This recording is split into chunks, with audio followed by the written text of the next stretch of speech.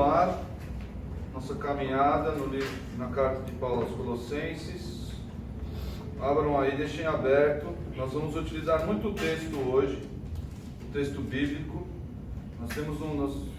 Paulo utilizou de um recurso visual no texto, nós vamos ver isso, é muito interessante. Isso auxilia, inclusive, a nosso entendimento acerca de algumas passagens acerca de alguns trechos que podem ser obscuros, mas que na verdade não são. Então deixa a sua Bíblia aberta em Colossenses 1, nós vamos estudar os versículos 16 e 17 hoje. Semana passada nós falamos acerca do versículo 15, falamos acerca da divindade de Cristo, o fato dele ser imagem do Deus invisível, é o Deus homem que se fez visível, fez a imagem do Deus que é invisível, e acerca da sua preeminência sobre a criação, acerca do seu direito de herança sobre a criação. Então toda a criação a ele foi entregue. Isso comprova, isso denota a divindade de Cristo e a sua supremacia. Nós formulamos uma mensagem central não só para esse trecho, mas para o trecho que compreende os versículos 15 a 20. E a nossa mensagem central, que na verdade decorre do texto, é: Jesus é Deus e tem a preeminência sobre tudo. Essa é a mensagem que Paulo quer transmitir aos Colossenses e consequentemente a nós. Jesus é Deus e tem a preeminência, a supremacia sobre tudo. E nós dividimos duas áreas em que Jesus tem a supremacia ou a preeminência. A primeira área é a criação, ele tem a preeminência sobre a criação, e a segunda área é a nova criação ou a redenção. Então essas duas áreas nós estudamos o versículo 15 semana passada. Vamos estudar os versículos 16 e 17 que compreendem a área da criação. Jesus tem a preeminência sobre a criação. Então vamos ler o texto para contextualizar. A partir do versículo 15, diz assim: Este, Jesus, é a imagem do Deus invisível, o primogênito de toda a criação. Pois nele foram criadas todas as coisas, nos céus e sobre a terra, as visíveis e as invisíveis, sejam tronos, sejam soberanias, quer principados, quer potestades. Tudo foi criado por meio dele e para ele. Ele é antes de todas as coisas, nele tudo subsiste. Esse é o trecho que nós vamos nos ater hoje pela manhã. Eu não sei se alguns aqui já frequentaram ou já viram o logo da igreja Grace Community Church, que é a igreja do John MacArthur. Eu volto e meio, eu entro lá, a fonte das minhas pesquisas é as anotações e os sermões do pastor John MacArthur. E eu acho muito interessante o logo que eles têm lá, não sei se é da igreja ou se é do site, mas é assim, espalhando a verdade, um versículo de cada vez. Falando da verdade, speaking, eu acho, não sei se é spreading, mas falando da verdade, um versículo de cada vez. É o que nós queremos fazer aqui. Nós queremos não atropelar, não queremos passar por cima e pegar aquele bloco e fazer um catadão sem que vocês entendam nada. Nós queremos apresentar a palavra de Deus um versículo de cada vez. E hoje eu vou tentar correr para não cansá-los, mas hoje nós vamos ver uma palavra cada vez. Então nós vamos caminhar por esses dois versículos, palavra por palavra, porque é muito interessante, vocês vão ver, é muito interessante compreender, e o versículo vai tomar novas cores. As verdades que Paulo está apresentando aqui vão tomar novas cores, porque nada na palavra de Deus é assim por acaso. Escrever lá, qualquer palavra, não. Nós vamos ver que Paulo escolheu palavras específicas que reforçam o que ele quer dizer, as verdades que ele quer apresentar e a heresia que ele quer atacar. Nós devemos lembrar da heresia de Colossos, e isso é importante para o nosso pano de fundo, sempre. Muito bem, então vamos lá, exposição palavra por palavra. Como começa aí na sua Bíblia, o versículo 16. Na minha Bíblia aqui tem um pois. Na sua Bíblia tem um pois? Por quê? Por quê? Pois por quê? São sinônimos, certo? Por que Paulo colocou isso aqui? Porque isso é uma conclusão, ou é uma explicação, é uma conjunção explicativa ou conclusiva do que ele vem dizendo anteriormente. Nós precisamos prestar atenção a isso, não é jogado, não. Ele disse que Jesus é a imagem do Deus invisível, o primogênito de toda a criação, certo? Disse isso. Isso nós compreendemos semana passada, nós estudamos, mas Paulo parece que quer explicar o que é isso. Eu vou explicar o que é isso. Eu não estou dizendo verdades que vocês não compreendem. Eu vou explicar o que é Jesus ser Deus, a imagem do Deus invisível, o primogênito. Pois, porque... Então é uma conjunção, eu categorizaria aqui como conjunção explicativa. Ele vai explicar o que é. Então precisamos anotar essas coisas quando lemos a palavra de Deus, porque um versículo sempre conversa com o outro. Não adianta a gente pegar lá, tudo posso naquele que me fortalece. Que maravilha! Posso pular aqui dessa cobertura e tudo posso. Posso fazer tudo, todas as coisas eu posso fazer. Olha os versículos anteriores e veja o que você pode naquele que fortalece. Então, nós não podemos pensar textos, e o apóstolo coloca essas palavras justamente para fazer a conexão entre eles. Então, pois é muito importante aqui, porque Paulo vai explicar o que ele disse no versículo 15. Como é que segue aí o versículo? Palavra por palavra. Pois... Na minha Bíblia aqui está nele. Alguém tem alguma outra tradução? Por meio dele. Por meio dele. Imaginei que alguém tivesse essa tradução. Pois nele ou por meio dele. Aqui está um problema, porque parece que não faz muito sentido. Leia o texto novamente. Pois nele foram criadas todas as coisas. Faz muito sentido nele. Como assim nele? Por meio dele faz um sentido melhor, por meio dele, através dele. É a instrumentalidade de Cristo na criação. Aí o tradutor, na sua versão, ele escolheu interpretar o texto. Porque a palavra utilizada aqui é nele, é a preposição em. É nele mesmo. Em no grego, não no português. É nele. Mas para a gente não faz muito sentido. Estranho, nele foram criadas todas as coisas. O que é isso, afinal de contas? O que isso significa? Será que isso significava algo para os colossenses? Nele, dentro, partiu dele, por causa dele, através dele. Nós precisamos entender isso. Não pode passar sobre os nossos olhos e segue o jogo. Não.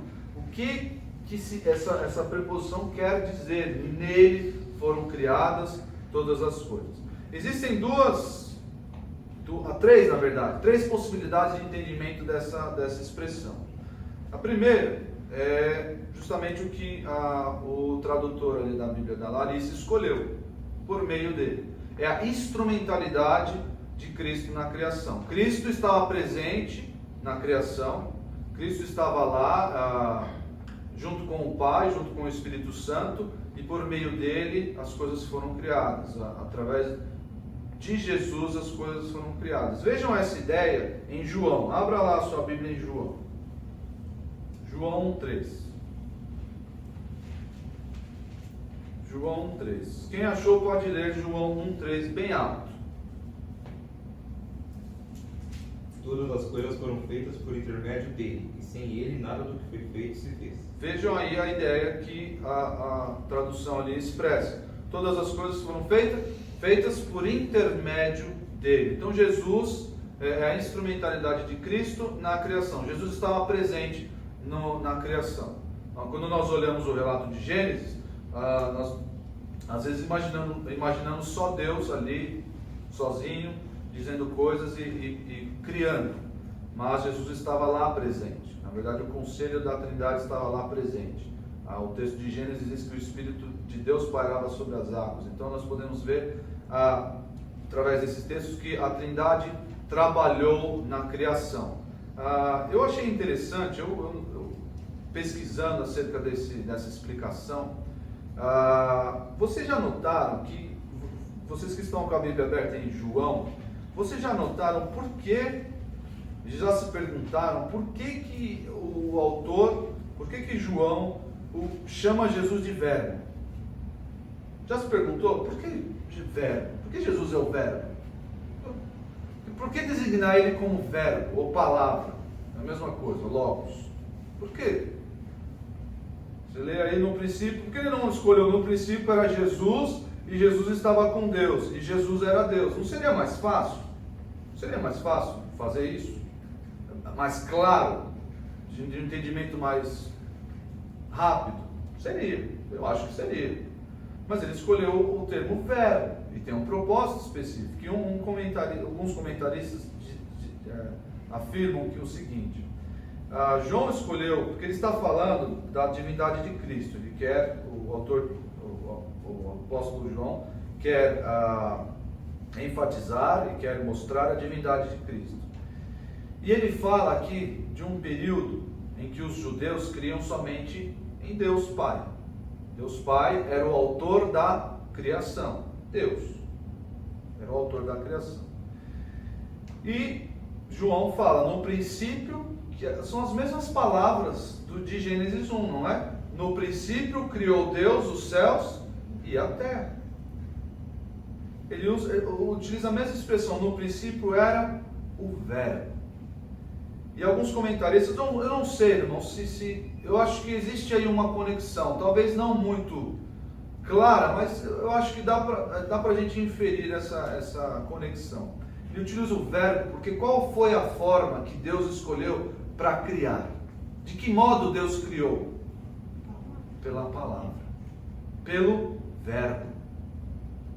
Então existe essa conexão aí entre Jesus ser o instrumento por meio da palavra.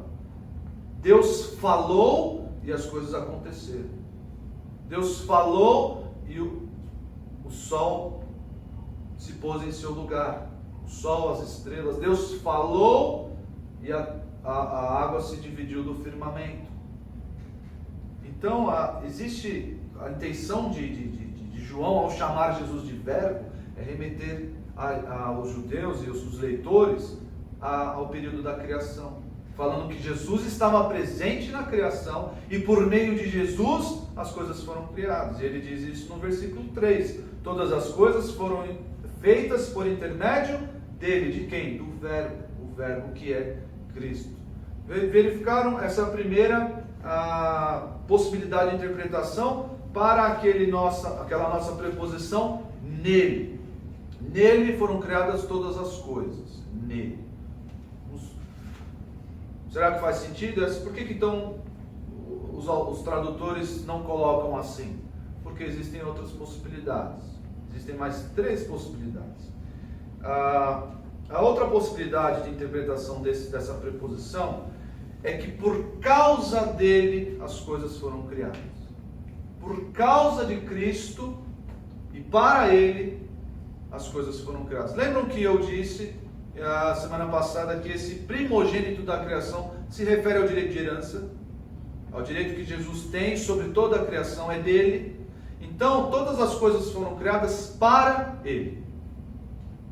Só que o autor bíblico não utiliza nenhuma dessas preposições, para ou através dele, utiliza nele. Mas essa é uma possibilidade de entendimento desse texto, que todas as coisas, como ele é o primogênito da criação e ele é o legítimo herdeiro de tudo, então tudo foi criado, tudo, o universo todo foi criado para ele, por causa dele. Essa é uma possibilidade de interpretação.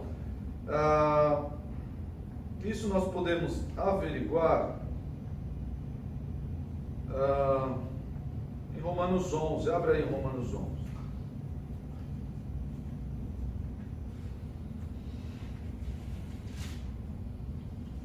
Romanos 11 é um texto, Romanos 11:36, é um texto clássico. Quem achou pode ler. Porque todas as coisas são dele, por ele e para ele. A ele seja a glória eternamente. Amém. Pois todas as coisas são dele. Tudo foi criado para ele. Ele tem o por ele, a questão de sustentação. Ele sustenta todas as coisas.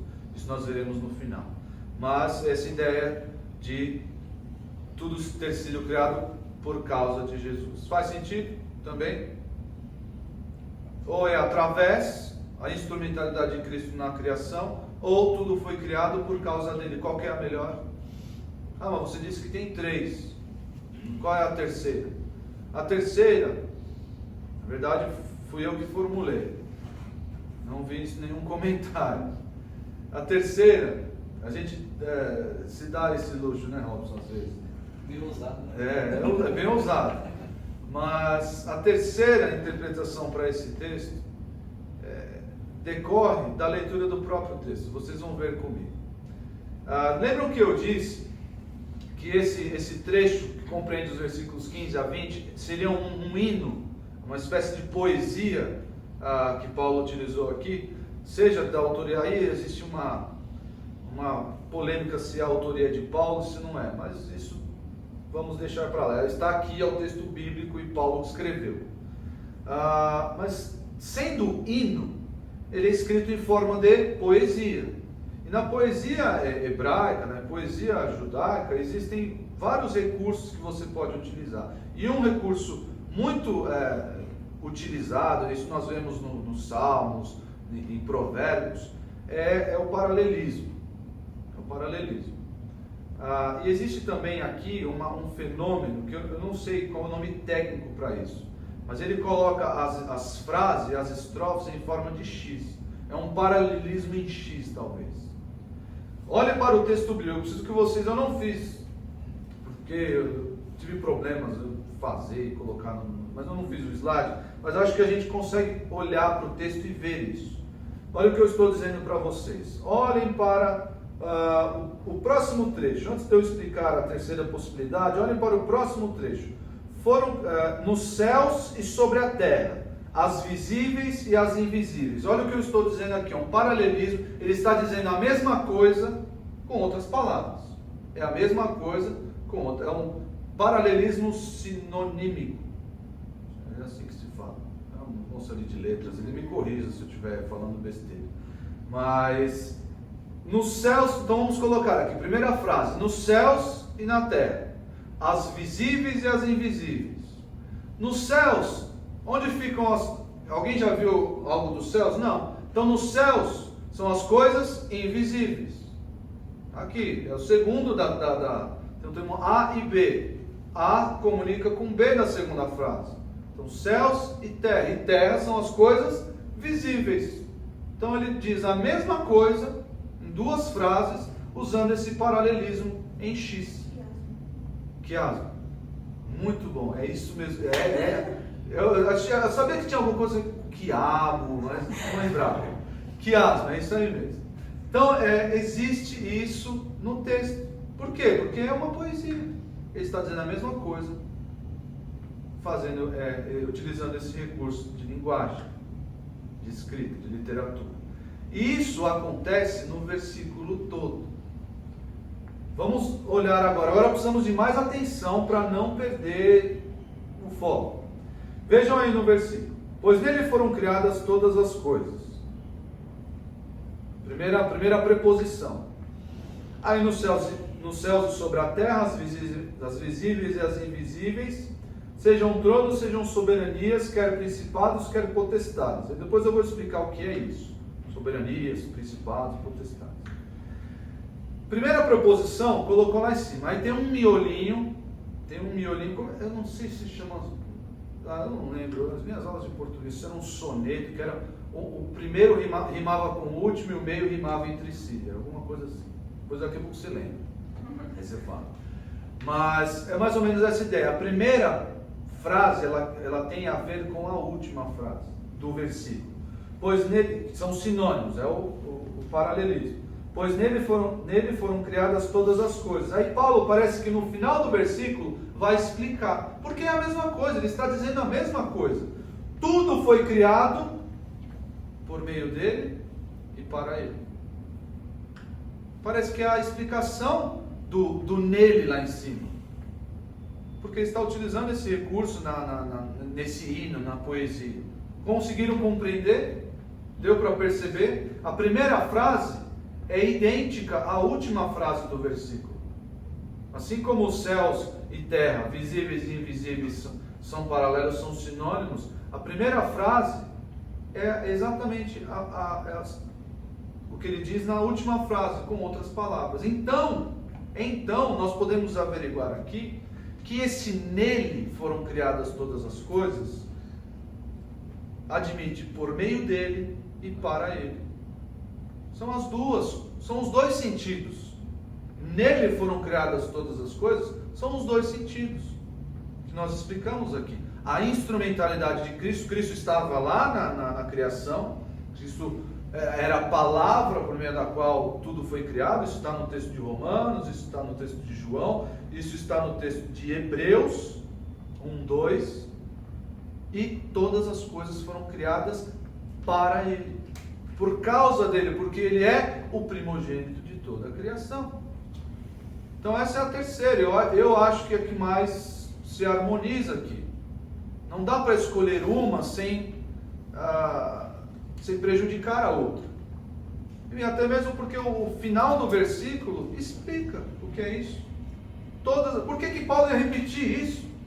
Ele já falou lá, pois nele foram criadas todas as coisas. Tudo foi criado por meio dele e para ele. Essa é a explicação dessa preposição nele. Tudo bem? Deu para entender? Nós não lemos o texto de Hebreus 1:2, que traz essa ideia. Eu vou ler aqui para vocês rapidinho. Mas nestes últimos dias falou-nos por meio do Filho, a quem constituiu o herdeiro de todas as coisas, vejam aqui, primogênito da criação, e por meio de quem fez o universo.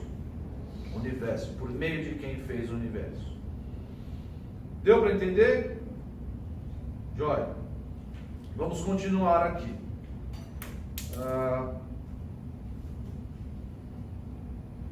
A intenção de Paulo aqui sempre, irmãos, nós não podemos perder isso de vista, é afirmar que Jesus é Deus. Jesus não é um ser criado. Jesus não pode ter sido criado, porque algo que é criado é inferior, ou é de mesma categoria da criação. Deus é superior, Deus pode criar. Inclusive, o termo utilizado aqui, nele foram criadas, e lá embaixo também tudo foi criado, é um termo que, se você olhar a sua Bíblia, todas as vezes que esse verbo é utilizado na Bíblia, é com relação a Deus. Deus é sempre o agente da criação, seja a criação total, a criação do universo, seja a criação do homem, a criação de um objeto específico, seja até a criação, a nova criação, que é a redenção, que é a conversão das nossas vidas. Tudo, sempre na palavra de Deus, na Bíblia, no Novo Testamento, esse termo vai se referir a Deus como o agente da criação. Então não é à toa que Paulo utiliza esse termo, esse verbo, criado. Porque o leitor olha para aquilo, não é só Deus faz isso. E Paulo está dizendo isso. Eu estou dizendo isso, que Jesus é Deus. E ele estava lá na criação, e tudo que foi criado foi feito para ele. Muito bem, vamos seguir aí. Já vimos, pois nele foram criadas, já expliquei para vocês agora, é o verbo ktizo, no Novo Testamento só é utilizado assim, como Deus sendo o autor. E, próximo trecho, todas as coisas nos céus e sobre a terra, as visíveis e as invisíveis. O termo utilizado aqui ele não poderia ser mais abrangente. Panta, todas as coisas. Quando os leitores olhavam para isso, eles não pensavam em menos do que tudo. É tudo. Nós temos aqui, mas para eles existiam vários termos que poderiam significar uma coletividade grande. Esse é o único termo que abrange tudo, as coisas espirituais, as coisas materiais, as coisas visíveis e as invisíveis, tudo. Mais uma vez, eu li alguns comentários que Paulo poderia ter utilizado esse texto, e ele utiliza no capítulo 2, e ao longo de toda a carta, o panta remete faz lembrar os autores do panteão grego, que era a coletividade dos deuses, que era aquele misticismo todo que governava o mundo, enfim, tinha suas funções ali, até virou mitológicas, né? Mas quando o leitor original olhava para isso, todas as coisas, não fugia nada. Parece que Paulo estava fazendo uma ironia. Até o panteão de vocês, se é que ele existe, Jesus criou. Jesus era não que tenha criado, mas era uma ironia, algo irônico. Tudo, absolutamente tudo, até o que vocês inventaram aí, esses falsos deuses aí, tudo. Nada foge do poder e da criação, da instrumentalidade do nosso Senhor. Nada. Então, tira essa ideia da cabeça de panteão, de deuses e anjos, tira isso da cabeça que foi o Senhor que criou as coisas materiais e imateriais. Tudo foi o Senhor Jesus quem criou. Essa parece que é uma ironia, alguns comentaristas utilizam esse termo para falar, que Paulo estava ironizando essas questões gnósticas e místicas dos gregos que formavam a heresia de Colossos. Muito bem, todas as coisas nos céus e na terra, as visíveis e as invisíveis. Paulo aqui ele tem esse propósito de enfrentar a heresia de Colossos, o misticismo grego, as ideias gnósticas, mostrando que Jesus, além de ter sido criado à imagem do Deus invisível, então ter assumido uma forma física, ele criou a matéria, ele criou as coisas que há na terra. Por quê? Os gnósticos diziam o quê? A matéria é ruim, a matéria é má. Existia esse dualismo, e existe até hoje, esse dualismo no gnosticismo. A matéria, você faz com ela o que você quiser, ela é ruim, ela é corrupta. Então Deus, o divino, não poderia ter assumido o que é corrupto, porque a matéria é má. Então eles afirmavam que Jesus era um espírito, que as pessoas viam e que flutuavam, e tinha várias vertentes dessas heresias, dessas besteiras. Mas nós sabemos que Jesus assumiu uma forma física, e além disso ele criou tudo que é matéria, todas as coisas invisíveis ele criou, tudo. E as invisíveis também. Por quê? Porque os gnósticos, na verdade isso vinha dos gnósticos e ali influenciados pelo misticismo grego, eles criam que os anjos eram seres criadores também. Então eles tinham uma preeminência sobre a criação e já ouviram falar daquela ideia de demônios responsáveis por territoriais, demônios territoriais. Isso existe. Eu não sei se existe até hoje, na Macumba deve existir isso.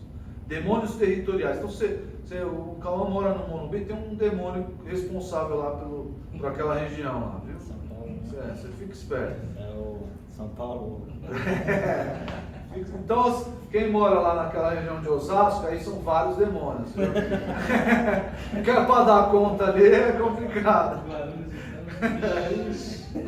Guarulhos já disseram, demônios. Mas existia essa ideia na questão dos anjos também. Anjos eram responsáveis, não por serem arautos de Deus ou mensageiros de Deus, eles eram donos do pedaço. Essa era a ideia do pessoal gnóstico. Eles eram governadores daquele pedaço. Então Paulo quer acabar com toda essa parafernália de conceitos místicos, gnósticos. Jesus criou os anjos. Então, Jesus é Senhor dos anjos. Os anjos são seres criados, Jesus não é. Então ele é superior, inclusive, aos anjos. Essa é a explicação. Então Paulo usa e bate duas vezes, porque ele utiliza duas frases, nos céus e na terra, as visíveis e as invisíveis, que é o nosso quiabo, ou quiasmo, feito por Paulo aí. E, já que estamos falando de anjos, vocês sabem o que significa tronos, soberanias, principados e potestades? É difícil, né? Parece algo muito abstrato. Será que ele está falando de autoridade? Será que Jesus criou o rei da Inglaterra, ou o reinado, o império da Inglaterra? Será que Jesus criou a presidência do Brasil? Será que Jesus criou a Dilma? O Michel Temer? Será que é isso? Soberanias, principados. Tem o Principado de Mônaco, né? Acho que é o único que eu consegui lembrar, o Principado de Mônaco. Será que Jesus criou o Principado de Mônaco? Porque não dá aqui não dá nenhuma pista do que significa isso, mas nós vamos buscar essas pistas aonde? Em outros textos bíblicos, para poder compreender o que é isso. E eu afirmo para vocês, Paulo está falando sobre anjos. Essas 4 categorias aqui, que não são exaustivas, são 4 categorias de autoridades angélicas. Sim, mas onde está escrito isso? Vamos para outros textos, poder entender isso. Abra na carta irmã, para poder entender Colossenses, a gente vai sempre recorrer a Efésios. Abra em Efésios 3. Vejam aqui que em Efésios 3, Paulo está falando de um contexto celestial. Efésios 3:10. Quem achou pode ler, Efésios 3:10, o contexto celestial do que ele está dizendo. Para que agora a multiforme sabedoria de Deus seja manifestada por meio da igreja aos principados e poderios nas regiões celestiais. Poderes e autoridades, principados e poderios, na versão do Cauã, nas regiões celestiais. São questões, são autoridades celestes. Quem são as autoridades celestes? São os anjos. Vejam aí Efésios ainda, Efésios 6:12. Quem achou pode ler, Efésios 6:12. Ainda no contexto celestial. Pois nós não lutamos contra inimigos de carne e sangue, mas contra governantes e autoridades do mundo invisível, contra grandes poderes neste mundo de trevas e contra espíritos malignos nas esferas celestiais. Esse texto é forte e difícil de explicar também, né, Robson? Mas vejam aqui que ele tirou o contexto desse versículo e transferiu ele tirou daqui da terra e transferiu para o céu. Então, nossa luta não é contra pessoas. Então, tira o mundo, tira a terra. E é contra o que então? Poderes e autoridades, dominadores deste mundo de trevas, forças espirituais nas regiões celestiais. Essas categorias aqui, reforço, não são categorias exaustivas, mesmo porque nós não temos todas elas. Tronos, soberanias, principados, potestades, são categorias de anjos. Então Paulo está falando acerca de anjos. E por que ele coloca isso aí no meio? Justamente pelo motivo que eu já disse. Paulo quer atacar as ideias gnósticas, ele quer derrubar o misticismo grego, ele quer golpear a heresia de Colossos, dizendo o quê? Que Jesus Cristo é Senhor e é Criador dos anjos. Ele tem a preeminência sobre tudo o que foi criado, o que é visível e o que é invisível. Nos céus, todas essas categorias aqui, Jesus criou. Nele foram criados, e nele, através dele e por causa dele. E vamos prosseguir. Tudo foi criado por meio dele e para ele. Nós já vimos esse trecho, nós já explicamos esse trecho. Antes de terminar, vejam aí 1 Pedro 3:22. Esse texto eu esqueci de ler aqui, passou da minha vista, mas é importante. Ainda com relação a explicação dessas categorias de anjos aqui. 1 Pedro 3,22. Quem achou pode ler. Está falando de Jesus. O qual, tendo subido ao céu, está à direita de Deus, e a ele sujeitaram-se os anjos, as autoridades e os poderes. Contexto celestial. A Jesus estão sujeitos os anjos, autoridades e poderes. Jesus é superior, tem a supremacia sobre todas essas coisas, inclusive os anjos. Vejam aí Hebreus 1:3. E aí vai falar sobre a superioridade de Cristo em relação aos anjos. Hebreus 1:3 e 4. Quem achou pode ler bem alto. O Filho irradia a glória de Deus, expressa de forma exata o que Deus é e com sua palavra poderosa sustenta todas as coisas. Depois de nos purificar de nossos pecados, sentou-se no lugar de honra à direita do Deus majestoso no céu, o que revela que o Filho é muito superior aos anjos, e o nome que ele herdou superior ao nome deles. Que versão de Bíblia é essa? NVT. Interessante. Ela é bem simples de entender. Mas essa é a ideia. Jesus tornou-se tão superior aos anjos quanto ao nome que herdou é superior ao deles. Vejam aí a preeminência de Deus, de Jesus, inclusive sobre os anjos. E a parte final é um sinônimo do que nós explicamos lá no começo. Tudo foi criado por meio dele e para ele. Muito bem, esse foi o versículo 16. Dá para ir mais um pouquinho? Terminar o versículo 17? Senão vai sobrar para o Robson explicar. Versículo 17. Ele é antes de todas as coisas. Alguém tem uma versão diferente desse versículo? Ele existia antes. Ele existia. A NVT aí escolheu, que na verdade é o sentido que nós, se fôssemos explicar para uma criança, falar, Jesus é antes de todas as coisas, a criança não ia entender muito bem. Jesus existia, antes de tudo existir, Jesus já existia. Almeida 21 está igual também. Ele existe antes de todas as coisas. Ele existe, então. O que é muito interessante aqui, o que vocês estão dizendo é verdade, o que a tradução diz é verdade, Jesus existiu. Mas Paulo, parece que ele utiliza aqui um recurso muito interessante, que para os leitores, para alguns leitores ia fazer com que eles pegassem pedras nas mãos, o que aconteceu com os fariseus em João. Abra a Bíblia em João. João 8:58. Porque ele é e não ele era. Ele era antes de todas as coisas. É mais uma pergunta que decorre do texto. Porque quando eles traduziram, ele existia, ou ele existe. Por que está no presente?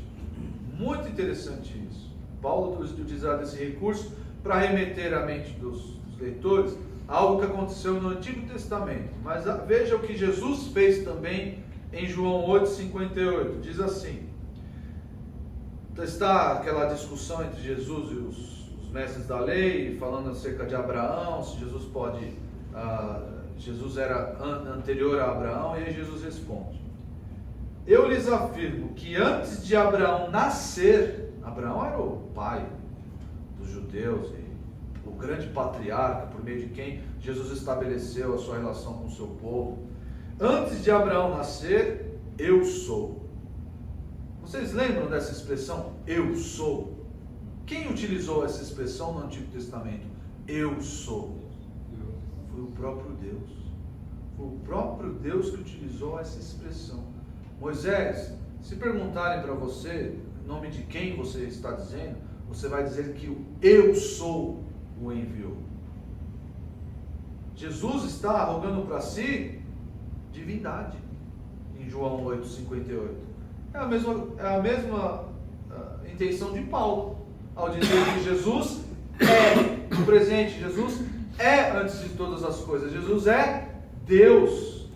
É isso que Paulo está dizendo, essa é a intenção de Paulo, mostrar que Jesus é Deus. Essa é a nossa mensagem central, é a mensagem central que decorre do texto. Então esse recurso é muito interessante, não pode passar, Jesus é antes de, está falando aqui da eternidade ou da infinitude de Jesus. Não é só isso.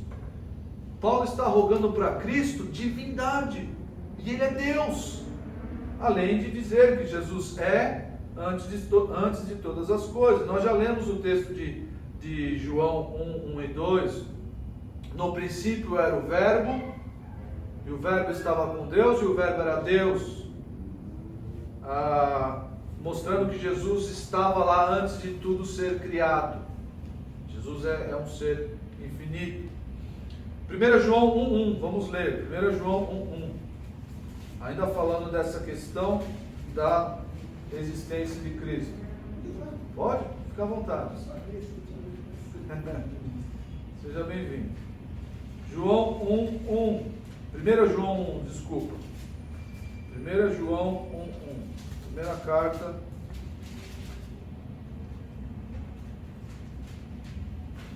de João, versículo 1.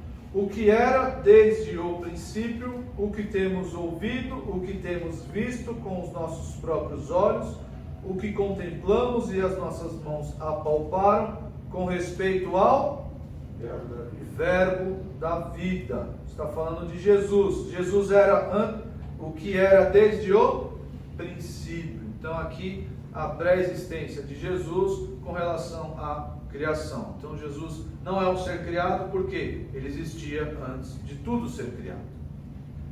E mais uma vez, ele é antes de todas as coisas, arroga para Cristo divindade. Então Jesus é Deus e existia antes da criação. Muito bem, e aí, terminando o versículo 17, nele tudo subsiste. Mais uma vez aqui o nele, mas o nele aqui não tem, a explicação não é a mesma do versículo 16. Aqui,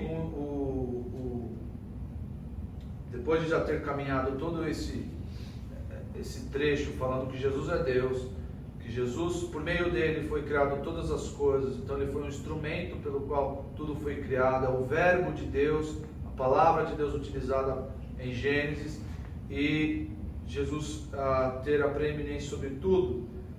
Toda a criação é sustentada, é mantida, unida por meio de Jesus, por causa de Jesus, em Jesus. Veja aí na sua Bíblia o texto de Hebreus 1:3. Nós já lemos, mas precisamos ler de novo. Reforça essa ideia de que tudo é sustentado por Jesus. Hebreus 1:3. Quem achou pode ler bem alto. O Filho irradia a glória de Deus, expressa de forma exata o que Deus é, e com sua palavra poderosa sustenta todas as coisas. Depois de nos purificar de nossos pecados, sentou-se no lugar de honra à direita de Deus, majestoso no céu. Sustentando todas as coisas pela palavra do seu poder.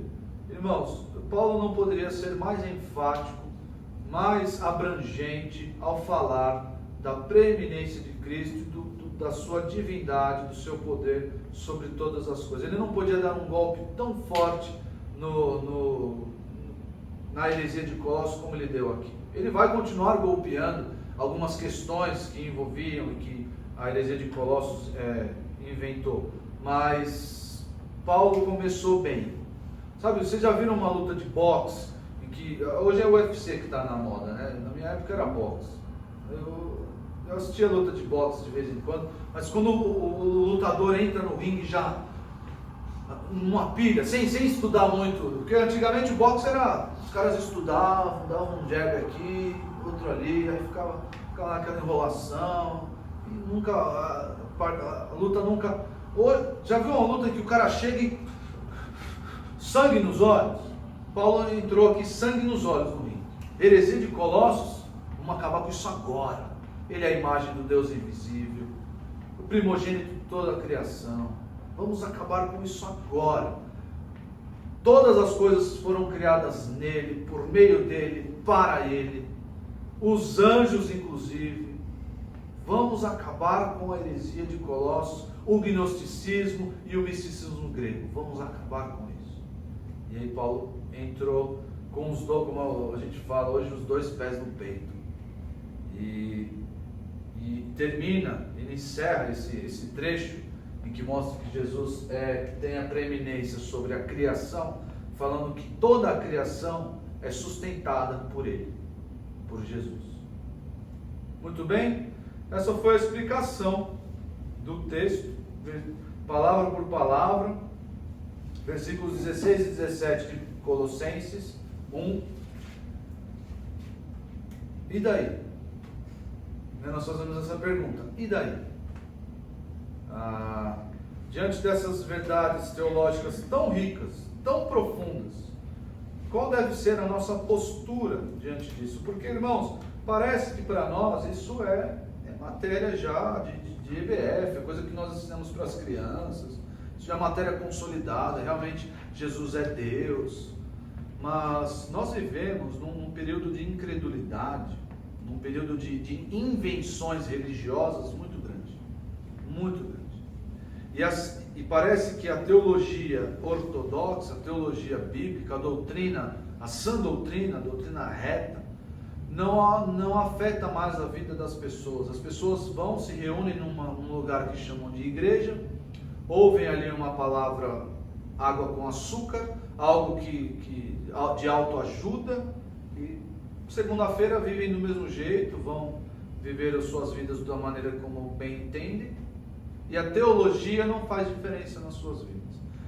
Nós devemos olhar para a palavra de Deus, e seja o que ela disser, nós devemos amoldar nossas vidas a ela, transformar o nosso ser a ela. Pregamos a Bíblia expositivamente. O pastor Marcos pregou recentemente, terminou a pregação de Mateus. Isso pregou, se eu não me engano, foram 9 anos expondo Mateus. Como aplicar um texto de genealogia? Como aplicar? Tem que explicar a genealogia aqui, explicar para os irmãos. E como aplicar isso à nossa vida? Tem aplicação. Eu digo para vocês que tem aplicação. E esse texto não poderia ser diferente. Está falando acerca do nosso Salvador. Está falando acerca do nosso Senhor. Quanto melhor conhecermos o nosso Senhor, melhor nos relacionaremos com Ele. Melhor compreenderemos quem Ele é e o que Ele deseja de nós. Você pode colocar primeiro aí? Então eu formulei aqui, eu coloquei 3, porque como é continuação da semana passada, engloba aí o mesmo trecho, que Jesus tem a soberania, a supremacia sobre a criação. Coloquei 3 ali, terceira aplicação. Conhecer o Senhor Jesus em detalhes nos permite, com maior preparo e vigor, apresentar a razão de nossa fé quando formos indagados.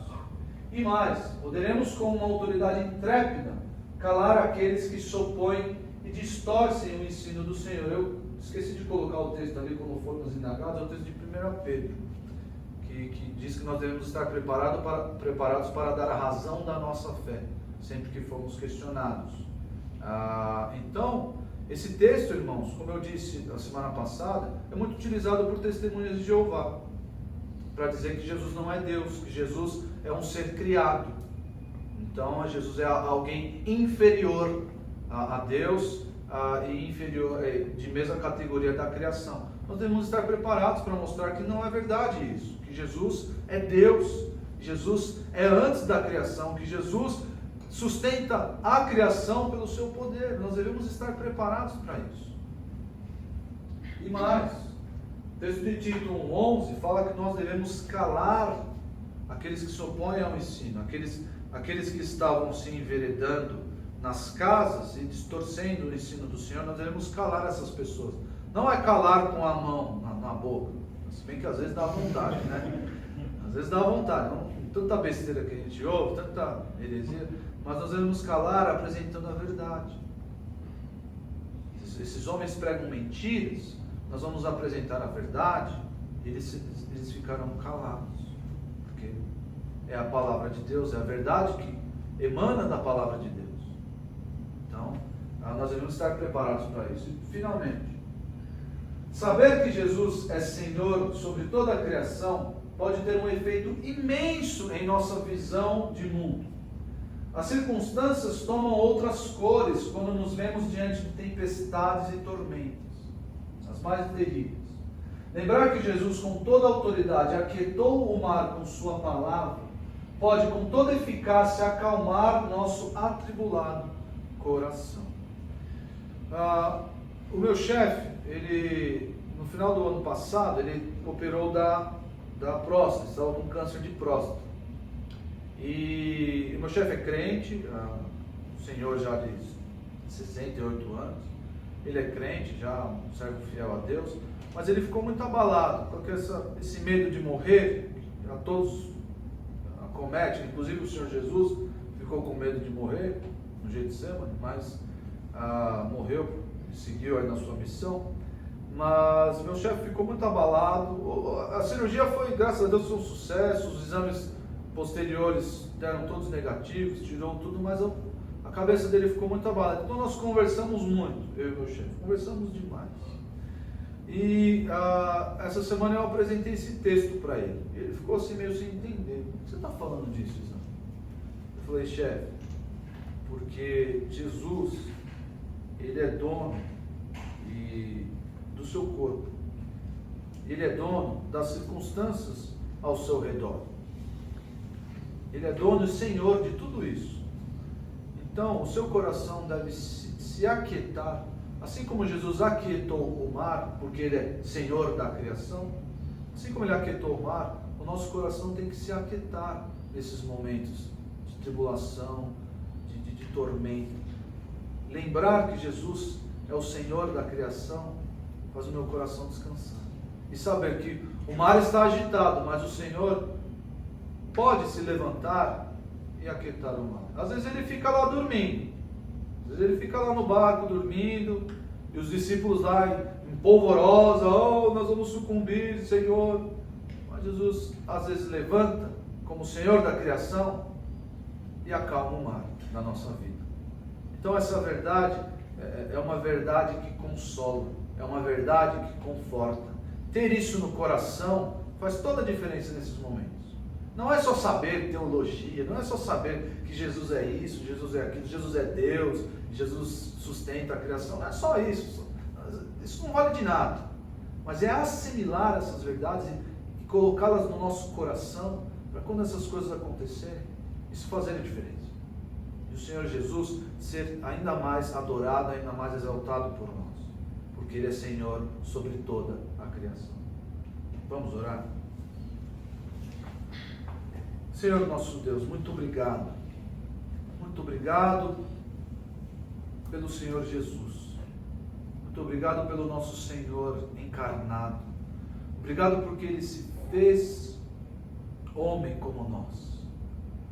Obrigado porque Ele, como Deus existente, desde antes a criação, Ele encarnou, se tornou homem para nos salvar, para nos devolver o relacionamento contigo, relacionamento perdido lá no Éden. Ó Deus, muito obrigado por tamanha obra.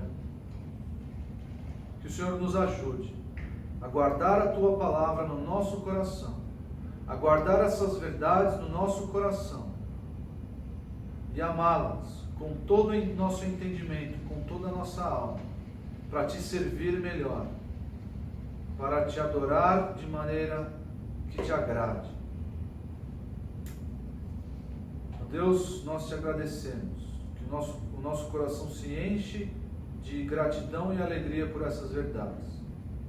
Que o Senhor, através do Teu Santo Espírito, traga essas proposições à nossa mente, quando for necessário. Em nome do Senhor Jesus, aquele que é antes de todas as coisas, e por meio de quem tudo subsiste. Em nome dele nós oramos. Amém.